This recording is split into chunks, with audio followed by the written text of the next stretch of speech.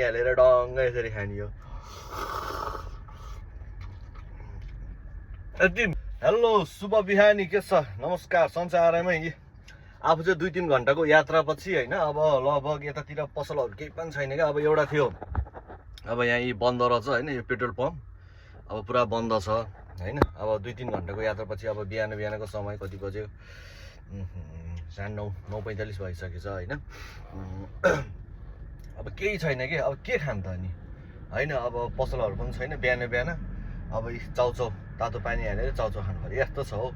अब pizza burger KFC देखाऊँ भने अब छुट्टीको समयमा यसो कहिलेकाहीँ समय मिलेको बेला खाने हो, नत्र अन्त यही हो आफ्नो त्यही हो। त्यही नि अब चाउचाउ झोल हालेर हो, पानी हालेर डङ्ग यसरी खाने हो। यति मिठो छ नि, के गर्ने अब। यस्तै हो परदेशी जिन्दगी, यस्तै हो। कहिले सुख कहिले दुःख होइन, कहिले घाम कहिले पानी भइहाल्छ नि अब होइन। दुःख भयो भनेर हरेस मान्नु नि भएन, एक दिन अवश्य सुख आइहाल्छ नि त होइन। के हो त अब आफूलाई बेचेर, आफ्नो खुसीहरू बेचेर, अब आफ्नो दुःख सुख बेचेर खुसीहरू किन्न आएको मान्छे हो होइन। एक दिन अवश्य आफ्नो सुख किनेर अवश्य झोला बोकेर घर फर्किन्छ।